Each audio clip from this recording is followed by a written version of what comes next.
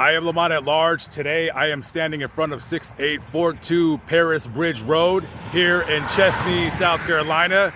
I'm here to talk about a quadruple murder that occurred here on November 6th of 2003, a quadruple murder that went unsolved for 13 years until finally some good detective work cracked its case.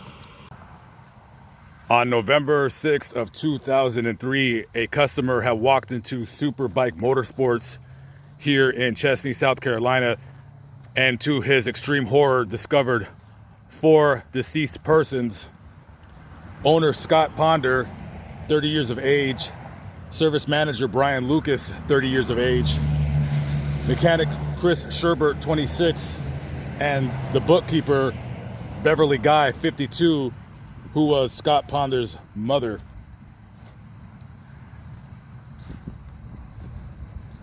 Police and detectives were quickly called to the scene, and after processing the evidence, unfortunately discovered that this place did not have surveillance cameras. Now you can see around the way there is some houses here and there is some pretty good foot traffic. However, there is not too many people that actually live around here. Police were trying to come up with a motive. They had a decent sketch, but that is all they had. You have 4 dead people. Quadruple murders simply don't happen hardly ever, especially in such small towns in South Carolina such as this. And the only motive that the police can come up with was that whoever the person that committed the murders didn't necessarily target the people at the business, but targeted the business itself.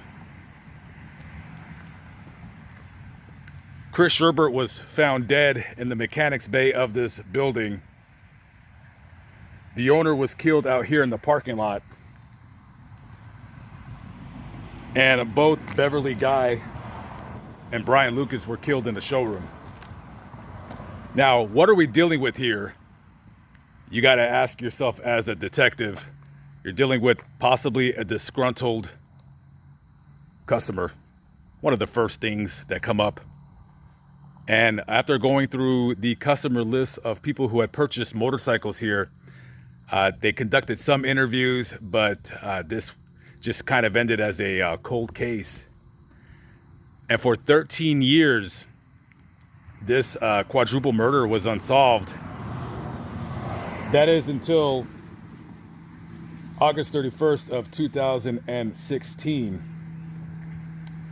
So on that day, August 31st, 2016, a boyfriend and a girlfriend, they had came up missing in the area by the name of Kayla Brown and Charles Carver. And detectives were looking for leads in both of those persons' disappearance. So they're pinging the phone of Kayla Brown and her last known whereabouts. So they're pinging the phone and they notice there's a tower right by a property. And that was the last time her phone pinged. It was a very huge property, probably almost 100 acres. So they're searching the property and they hear a banging coming from a metal storage locker and somebody screaming for help.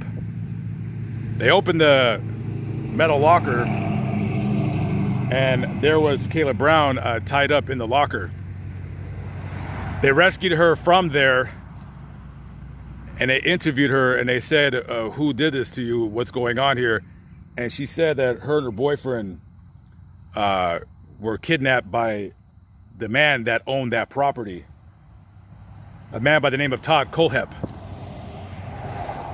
So after doing a records check on Todd Colehep, come to find out that this man had been previously convicted of kidnapping and rape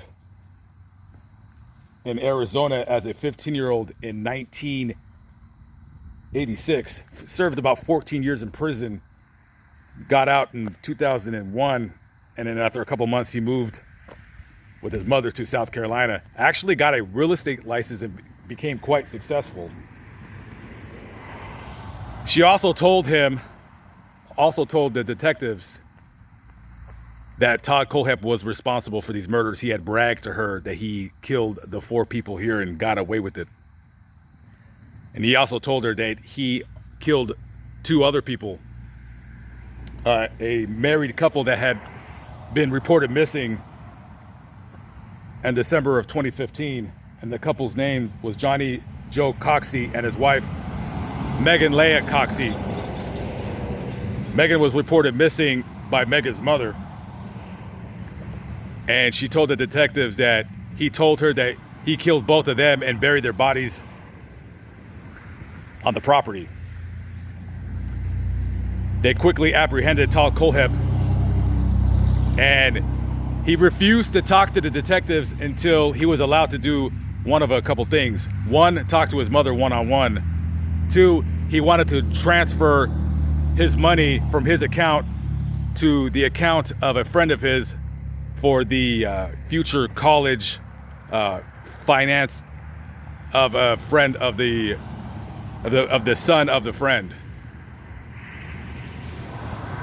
During the interrogation room, while he was talking to his mother, Todd Kohlhepp confessed that he did in fact murder these 4 people at this place right here.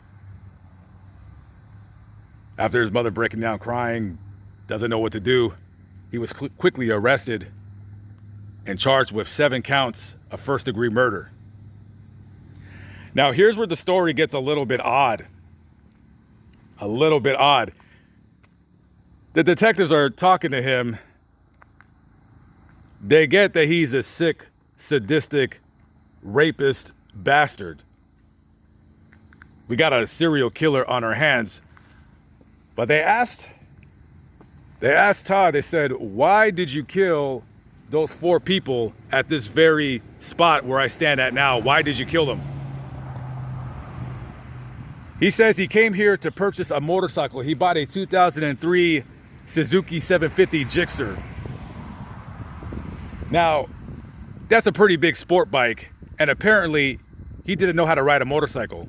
He bought the motorcycle, he takes it to his house, realizes like he bought way too big of a bike.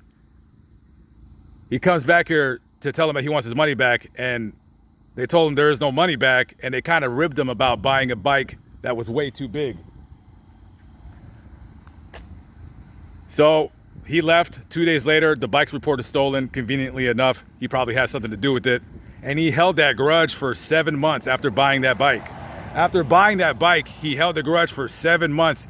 Finally, he couldn't take it anymore, and he came here on the 6th of November 2003 and killed 4 people because he said to the detectives, and I quote, "They made fun of me and made me look bad." That's it. There is no other reason. Just a pure psychopath.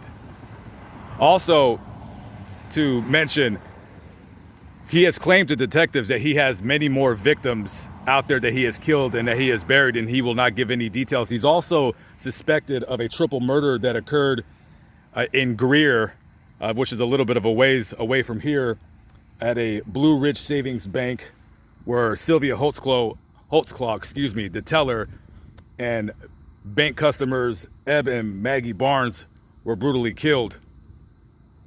He has denied the fact that he had anything to do with this murder or the murders, and they still suspect him, but yet he hasn't confessed, and they have absolutely no evidence to say that he did that or not. The only thing that they have is a hunch that a man that kills 4 people for absolutely no reason because they laughed at him, and a man could just go into a bank and without any regard just kill 3 people.